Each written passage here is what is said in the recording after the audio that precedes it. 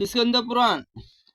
ध्रुवेश्वर, वराह और चंद्रायन और द्वारदीशित्य गंगा जल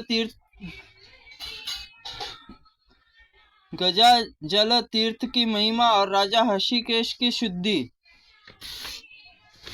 मार्कंड जी कहते हैं, राजन, जो मानव ध्रुव तीर्थ में स्नान करके ध्रुवेश्वर का महादेव जी का भक्तिपूर्वक पूजन करता है, वह शुभ विद्याधर लोक में 1,00,000 वर्षों तक राज्य पद का अधिष्ठ प्रतिष्ठित प्राप्त होता है। नर्मदा तट पर एक नक्षत्र नामक तीर्थ है,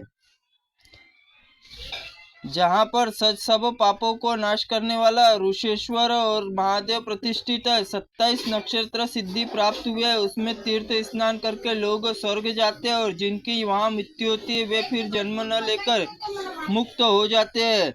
तदनंतर वराह नामक विख्यात एक श्रेष्ठ तीर्थ है, जो कल्याणदायिनी नर्मदा शुक्रा और कहलाती है। वहाँ एकादशी तिथि को स्नान करके जो शास्त्रोक्त दानादि सत्य कर्म करने के पश्चात जो भी विष्णु परायण व्रती और पुरुष और द्वादशी शुद्धि भाव से गंधा, पुष्प, धूप और दीप और नैवेद्य आदि का द्वारा भगवान वराह की पूजा करता है, भगवान विष्णु लोक में वैकुंठ धाम में सदा आनंद भोगता है। ब्रह्मचर्य पालन करते हुए क्रोध जीतकर वैष्णव धर्म के तत्पर होकर भक्ति पूर्वक वैष्णव और ब्राह्मणी भोजन करवाता है। वह विष्णु धर्म में लिखवाकर क्षेत्रीय ब्राह्मणों को निवेदन करता है। वह ब्राह्मण विष्णु और शिव तीनों देवताओं वर देते हैं।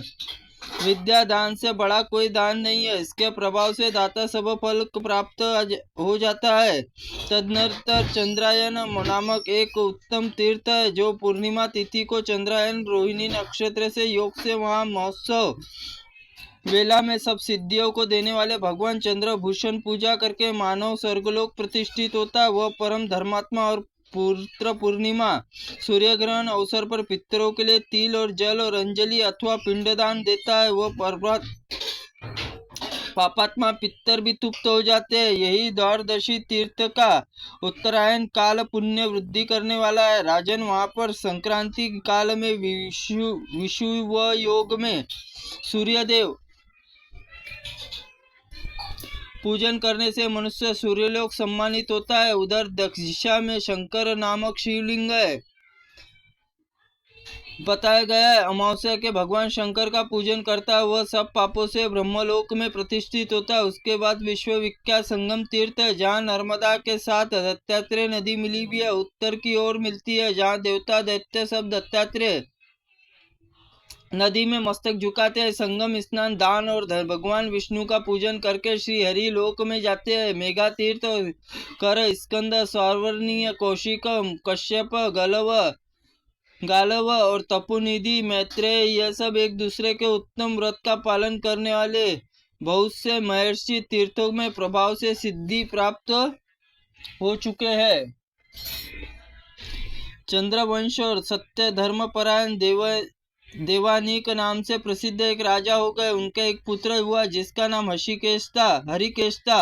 वह समस्त शुभ लक्षणों से संपन्न था। भगवान चक्रवर्ती राजा हुए। महात्मा हरिकेश ने अनेक यज्ञ और उनकी राजधानी कन्यापुर, जो कुबेर की अलका के साथ समान शोभा पाती थी, कन्यापुर समस्त प्रजा दीर्घायु धन धान्य संपन्न श्रीशैल नामक पर्वत पर त्रिपुरा समीप तुंगभद्रा नाम वाली एक नदी है, जो मल्लिकार्जुन दर्शन से पाताल गंगा कही गई है। उनने पुण्य तीर्थ प्रतापी हरिकेश सूर्य ग्रहण के 1,00,000 और गौ और सहस्त्र स्वर्णमुखी व्यवस्था की। फिर सूर्य ग्रहण 5 दिन पूर्व ही वेदों के विधान से बहुत से ब्राह्मणों को बुलाया। फिर ग्रहण के समय गौओं को दान कराते हुए ग्रहण का पूर्ण इष्ट प्रारंभ की। वेदेव योग से आवाहन अग्नि, अत्यंत तेजस्वी रुद्र और देवता संबंधी मंत्रों से आहुति डाली गई।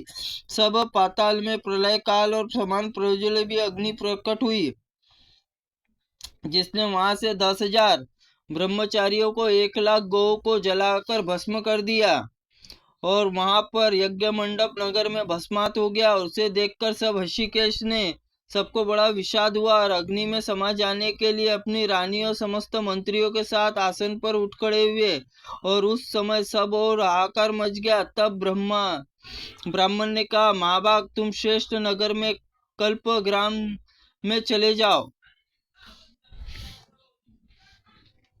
राजा हरिकेश ने जाकर मुनियों की आज्ञा के तत्पश्चात सोम यज्ञ के लिए कुरुक्षेत्र गए और वहां सरस्वती नदी शरण ली और फिर वहां पहुंचकर शिव विष्णु सरस्वती स्तोत्र जप किया और बोले, कुरुक्षेत्र में जाऊंगा, कुरुक्षेत्र में निवास करूंगा। कुरुक्षेत्र के नाम से लेने से भी मनुष्य पाप मुक्त हो जाता है। संपूर्ण शब्द महाऔषधि, जिन्होंने समस्त जीवों कलंक ढो डाला, जिनके तीर्थों में मुनिगण सेवन करते हैं। सरस्वती देवी में मेरे पापों का नाश करे। राजा का यह वचन सुनकर पापों का अपहरण करने वाली सरस्वती ने कहा, राजा विषाद छोड़ो। यह मेरा श्रेष्ठ वचन है कि तुम्हारे यज्ञ में 10,000 ब्रह्म हत्या, 1,00,000 गो हत्या हुई है। इस महान पाप से छुटकारा निकले। चराचर जगत में एकमात्र नर्मदा नदी ही समर्थ है, समस्त पापों का नाश करने वाली है। मैं सूर्य ग्रहण अवसर पर 12वें और 24वें वर्ष में सदैव नर्मदा कोटि तीर्थ में स्नान करने के लिए जाया करती हूँ। इसमें भी परम शुद्ध हो गई हो। नपुश्रेष्ठ, नर्मदा का स्नान शिव पूजन करके श्रेष्ठ यज्ञ करो। बहुत से स्वर्णमय दक्षिणा दो, उसमें तुम्हारा उद्धार हो जाएगा। जो ब्राह्मण ने गोये मृत्यु प्राप्त किया, हड्डियों को जाकर नर्मदा में जल में बहा दो और उसका जल स्पर्श उन सब देवलोकों को प्राप्ति हो जाएंगी। नर्मदा के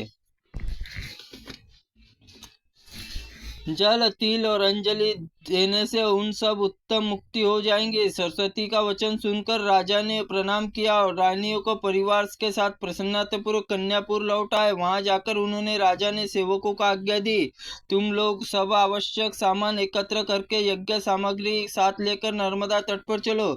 यह आदेश पाकर सेवकों ने अन्य सामानों के साथ अन्य उचित रीति से ब्राह्मणों को गोओं को अस्थि भस्म भी वहां से पहुंचा दिया। तदनंतर अस्थि भस्म नर्मदा में मंत्रोच्चार पूर्वक बहा दिया गया। उत्तम विधि से पूजन करके हाथ जोड़कर राजा देवताओं ने ब्राह्मणों को तुप्त किया। उस समय एक स्रोत प्रकट हुआ, नर्मदा जल में जा मिला। नर्मदा संगम गांजाल नाम से प्रसिद्ध हुआ। गांजाल से वहीं एक सिद्ध लिंग हुआ, उसमें ब्राह्मण और गो प्रलयाग्नि दग्ध हुए थे। वही दिव्य विमान पर आरूढ़ होकर आशीर्वाद हरिकेश को प्रशंसा करने लगे। माँ बाप, तुम्हारे प्रसाद से हम सब दिव्य लोक देव भाव से प्राप्त हो गए। ऐसा कहकर विष्णु धाम चले गए। राजा श्रेष्ठ ऋषिकेश ने अत्यंत प्रसन्नता से सब लोक पावनी नर्मदा नमस्कार करके एकाग्र चित्त होकर उनकी स्तुति करने लगे। सरिताओं में श्रेष्ठ नर्मदे, आपको नमस्कार। आपके जल में कहीं पे भी स्नान करके मनुष्य सब पापों से मुक्त हो जाता है। इस घोर संसार में फिर से जन्म नहीं होता। इस बलवान सहस्त्र जन्मों में वेग रोक नहीं सकता। संपूर्ण चराचर विश्व को जल से व्याप्त कर रखा है। महादेव जी, आप प्रसाद के मनुष्य भवसागर मुक्ति होती है। राजा का स्त्रोत सुनकर नर्मदा ने उन्हें प्रत्यक्ष दर्शन दिया और इस प्रकार कहा, महाभाग, अपनी इच्छा के अनुसार वर मांगो। ऋषिकेश ने कहा, मुझे पवित्र कर दे और अपने जल में स्नान, उगान और पान, तापी, स्मरण और कीर्तन करने के तत्काल से 7 जन्मों के लिए वे पाप नष्ट हो जाए। नर्मदा ली नपुषेट एकमस्तु। ऐसा कहकर नर्मदा देवी अंतर्ध्यान हो गई। तदनंतर चक्रवर्ती राजा हरिकेश ने साष्टांग प्रणाम करके इच्छा अनुसार चलने वाले रथ पर आरूढ़ होकर अपने नगर प्रवेश किया और अनंतपुर परिवार के साथ प्रचुर भोगों में उपभोग के लिए अनंत काल आने पर देवलोक प्राप्त हुए। त्रुटिपूर्ण वाक्य के लिए भगवंत आप हमें क्षमा करे। ओम नमः शिवाय नमः। ओम स्कंद पुराणाय नमः।